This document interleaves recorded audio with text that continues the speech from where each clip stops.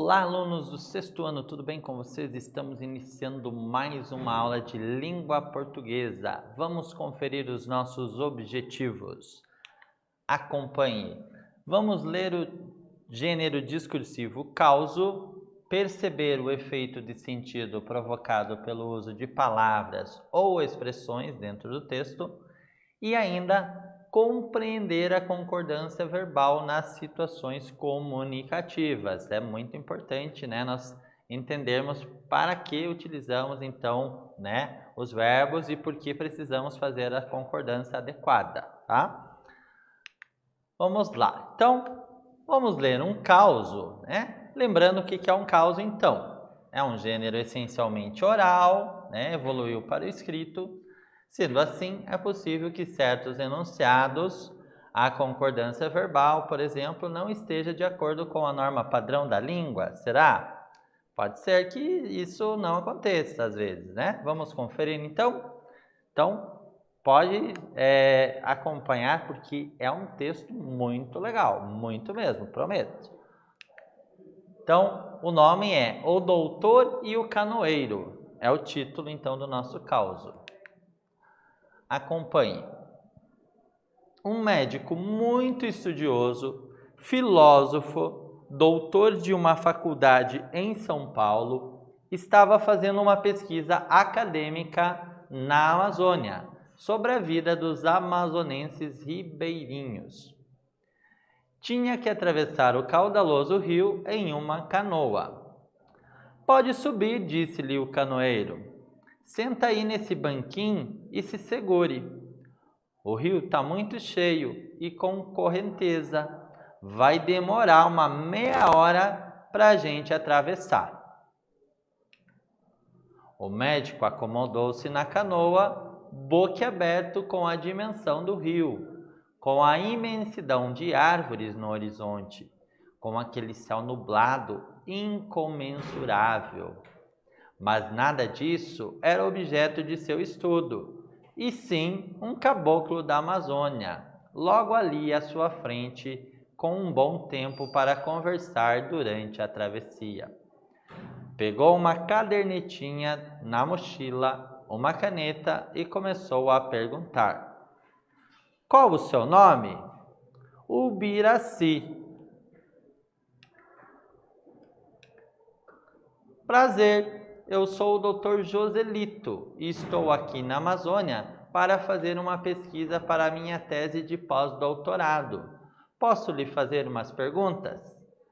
Sim, doutor, pode falar. Você tem quantos anos? 55. Casado? Sim. Quantos filhos? 11. 11? 11. Nasceu onde? Do outro lado do rio. Sempre viveu onde? Aqui. Você não conhece outro lugar? Conheço. O outro lado do rio. Ave Maria, você perdeu a metade de sua vida, rapaz. Não conhece o Nordeste? Não conhece Brasília? Não conhece São Paulo? Nada? Não, doutor. Aprendeu a ler? Onde? Eu não sei ler, doutor. Nem tem escola aqui por perto. Ave Maria, você perdeu a metade de sua vida, rapaz. Nunca leu livros, não conhece a filosofia, a história, a química, a física. Não sei não, senhor. Ave Maria, você perdeu a metade de sua vida, rapaz. Só para você ter uma ideia, na filosofia, que é a área que mais gosto, embora eu seja médico, você teria conhecido pelo menos 10 dos maiores filósofos da humanidade. Sabe quem foram? Sei não, doutor. Ave Maria, você perdeu a metade de sua vida, rapaz. Nietzsche, Santo Agostinho, São Tomás de Aquino, Descartes, Platão, Kant, Aristóteles. Não, senhor, nunca ouvi falar nesse povo nem no que eles fez. Ave Maria, você perdeu a metade de sua vida, rapaz. Sabe o que é biologia? Sei não, senhor. É a ciência que estuda a vida. Olha, rapaz, você perdeu a metade de sua vida. O canoeiro continuou remando. De repente, uma onda forte invadiu a canoa, que começou a afundar. O senhor sabe nadar, doutor? Eita, sei não. Então, se o senhor perdeu a sua vida toda, porque eu sei. Mas o doutor, apavorado, pediu socorro, e o forte caboclo amazonense o salvou das águas turvas, com muita habilidade. Olha que interessante essa história, quanta riqueza, quanta informação, quanta cultura num único texto, né? Então, às vezes nós achamos que temos qualidades, ou poucas qualidades, mas pelo menos nós temos as que nos são úteis, aquelas que nos são necessárias.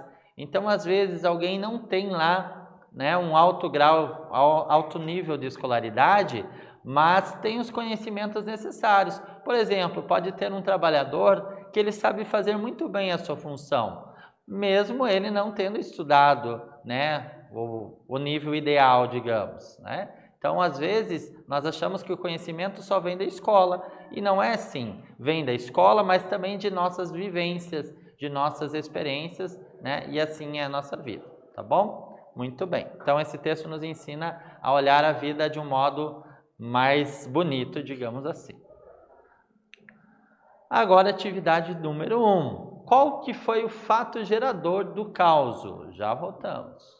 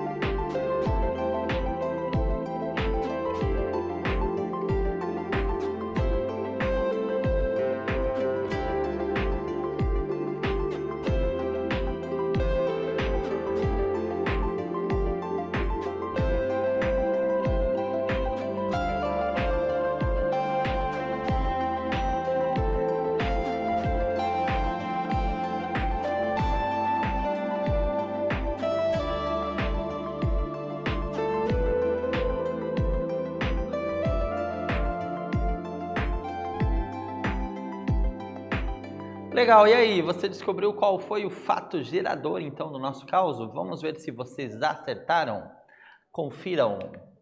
Olha lá, então, o que gerou essa história foi exatamente a história, né? A pesquisa, então, que o doutor realizava ali sobre os amazonenses ribeirinhos. Então, principalmente, ele queria saber sobre aquele caboclo que o carregava ali na canoa, né? Então, muito interessante, né? O fato dessa pesquisa ser mais sobre pessoas do que outras coisas, porque aquele ambiente era muito rico, né? a natureza, tudo que havia ali em volta era tão rico, mas o que foi analisado mesmo foi ali o comportamento humano dos moradores da região, certo?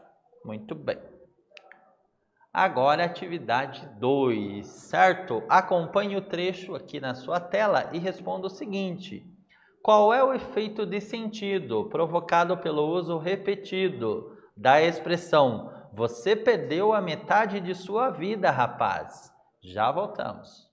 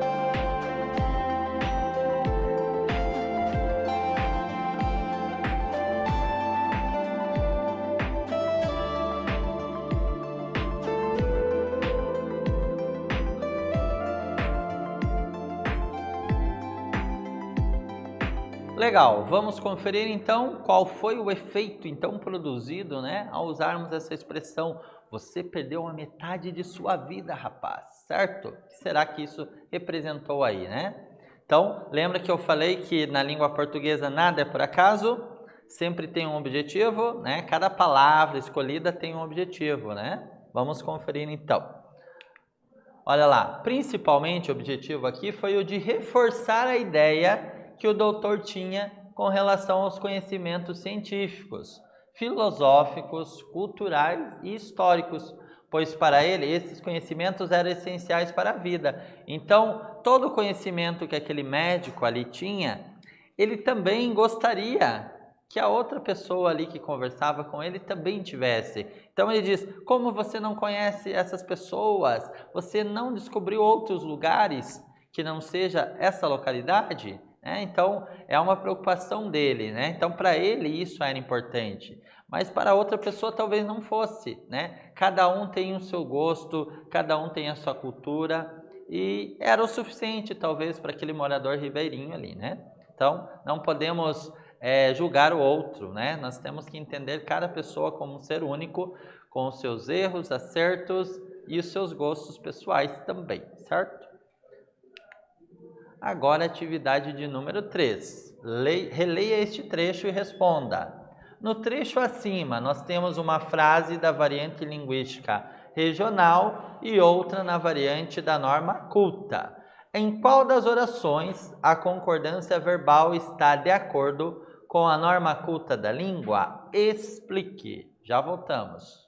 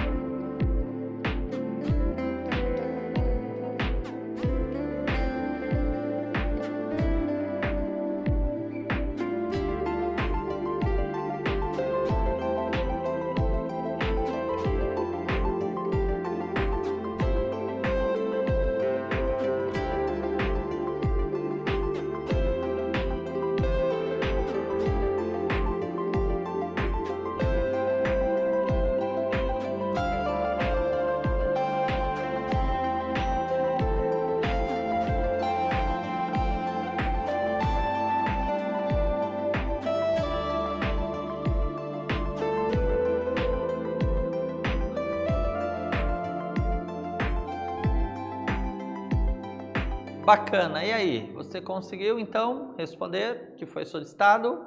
Teve alguma dificuldade, alguma dúvida? Vamos ver se está correto.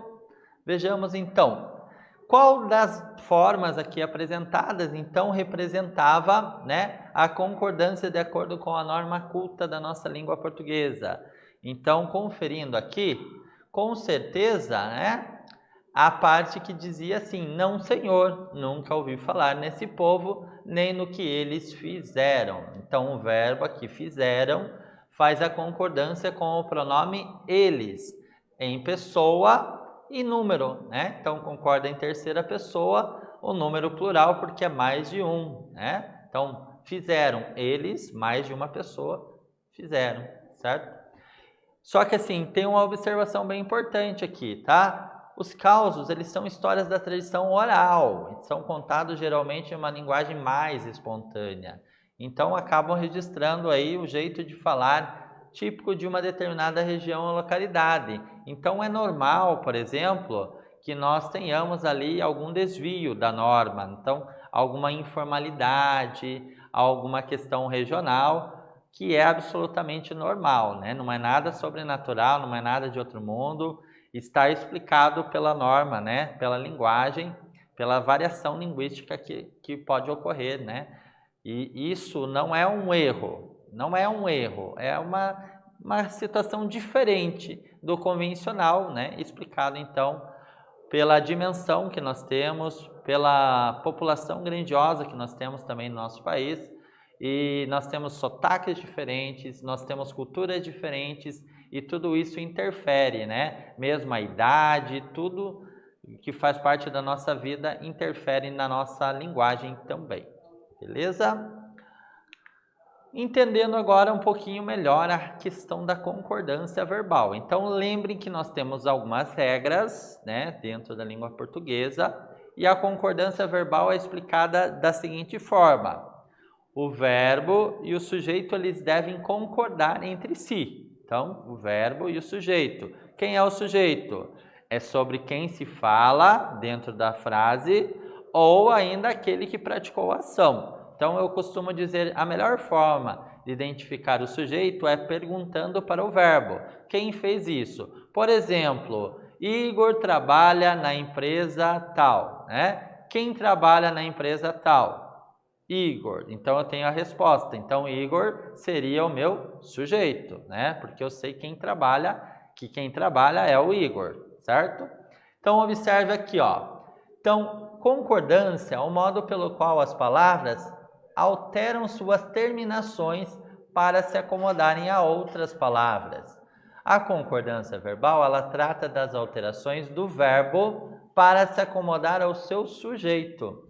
Como regra geral, o verbo ele concorda com o sujeito em pessoa e número. Quais são as pessoas possíveis? Primeira, segunda e terceira pessoa. E o número é singular quando é um só e plural quando é dois ou mais, certo? Olha o exemplo. De repente, uma onda forte invadiu a canoa que começou a afundar. Quem invadiu a canoa que começou a afundar? Uma onda forte.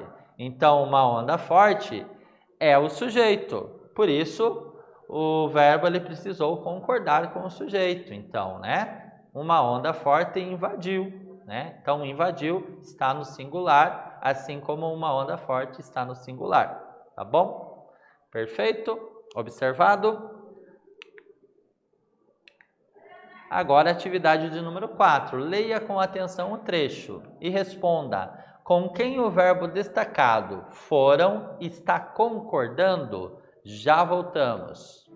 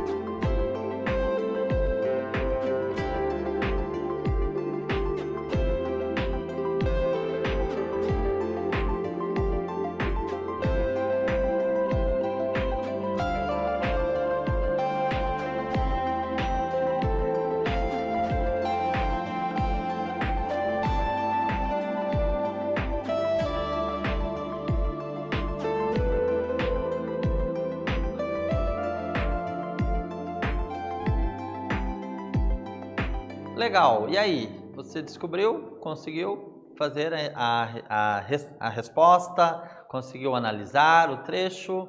Vamos ver então se você acertou. Vejamos, então, com quem o verbo destacado foram está concordando aqui no trecho? Olha lá, então ele está concordando com maiores filósofos, ou seja, eles. Eles quem? Eles, os maiores filósofos. Portanto, está na terceira pessoa do plural, né? Eles, certo? Então, observem sempre a pessoa, se ela está no singular e se ela está no plural. Então, essa é a concordância ideal para a concordância verbal. Então, a concordância é em pessoa e número. Então, sujeito concorda com o verbo. Na aula de hoje, nós fizemos o seguinte: lemos um causo e compreendemos então a relação de concordância entre o sujeito e o verbo. Então, agradeço a todos que acompanharam e até a próxima.